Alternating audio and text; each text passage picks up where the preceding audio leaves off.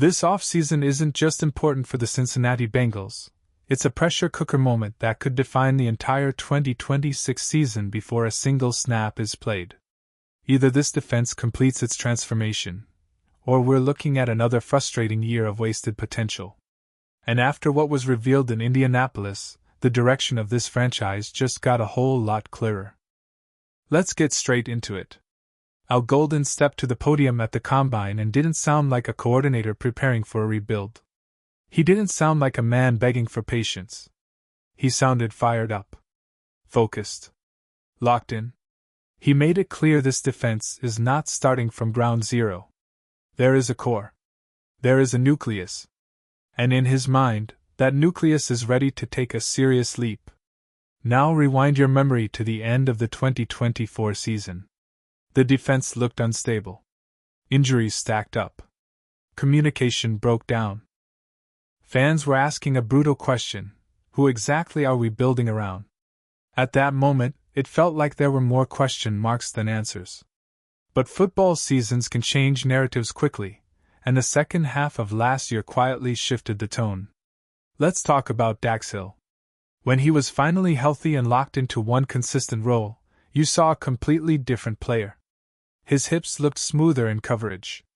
His reaction time improved. He wasn't thinking, he was reacting.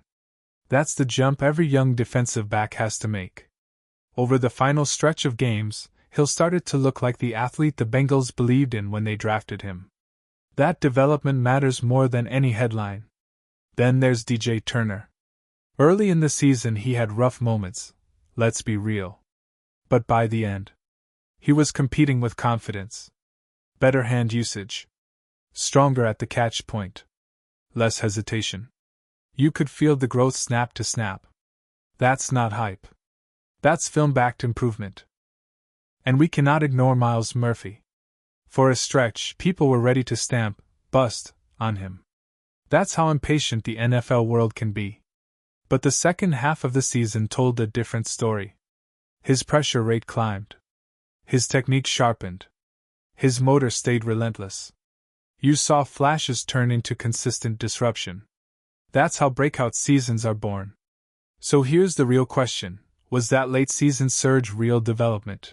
Or just a temporary spark before the lights went out again? Because if it was real, this defense is a lot closer to being dangerous than national analysts realize. Golden also addressed something fans have been screaming about: linebacker depth. Last season, Demetrius Knight Jr. was asked to live on the line of scrimmage far too often. He fought. He battled. But that role stretched him thin. You don't maximize a young linebacker by constantly throwing him into traffic. Rookies like Barrett Carter need time. Linebacker isn't just physical, it's diagnostic. Reads, adjustments, coverage responsibilities, it takes reps to master. Expecting instant dominance is unrealistic. But expecting growth, that's fair. Golden didn't hide it. He wants another piece. A veteran presence. Someone who brings leadership and positional flexibility. That tells you everything. The Bengals know internal development alone isn't enough.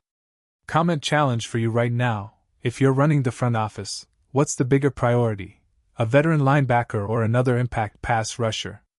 Drop your answer and defend it. Because the market has options. Leo Chenal brings physicality and big game experience. Alex Anzalone offers toughness and communication. Bringing back D.J. Reader would instantly anchor the interior and keep linebackers clean. Even a seasoned leader like Demario Davis could stabilize the room with pure football IQ. The Bengals don't need a flashy splash. They need smart aggression. And here's something else Golden emphasized: context. This defense wasn't fully intact for long stretches. Trey Hendrickson missed time. Logan Wilson battled availability issues. Cam Taylor-Britt wasn't consistently on the field. That's a pass rush leader, a defensive signal caller, and a starting corner all disrupted. No scheme survives that smoothly. Even brilliant defensive minds like Mike McDonald or Steve Spagnuolo would struggle without foundational pieces. Football isn't magic. It's personnel. And yet, despite the chaos, the Bengals improved late in the year. That's not a small detail. That's evidence. Another fascinating piece in this puzzle is Jordan Battle. His role moving forward could be critical. Extending him while still adding competition through free agency or the draft is not contradictory, it's strategic. Depth in today's NFL secondary is survival. One injury can flip a season.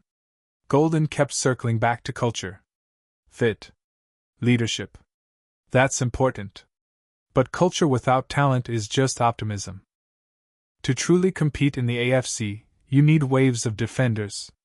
You need rotational strength. You need the ability to pressure elite quarterbacks late in games. That's why this offseason feels different. This isn't about minor tweaks. This is about completing a defensive identity. The young core has shown flashes. Hill looks comfortable. Turner looks confident. Murphy looks ready to explode. Knight and Carter are gaining experience. Now comes the aggressive phase. Will the front office match Golden's urgency? Will they attack free agency with precision? Or will they convince themselves that, almost there, is good enough? Because almost there doesn't win playoff games. The blueprint is clear. Add a veteran linebacker. Reinforce the defensive interior. Keep developing the young secondary. Support the pass rush so Hendrickson isn't carrying the load alone. If they execute that plan, this defense could quietly become one of the most improved units in the conference. If they hesitate, we're staring at another year of inconsistency and what-ifs. And Bengals fans know that feeling all too well. This is the fork in the road. A calculated masterclass, or a frustrating misstep. The foundation might already be in place. The confidence from the coaching staff sounds authentic. The growth late last season was visible and measurable. Now it's about commitment. 2026 won't be defined by one game in December. It's being defined right now, in roster decisions, in veteran signings, in draft strategy. And that's why what Golden said matters so much. Because this time, the Bengals don't need hope. They need execution.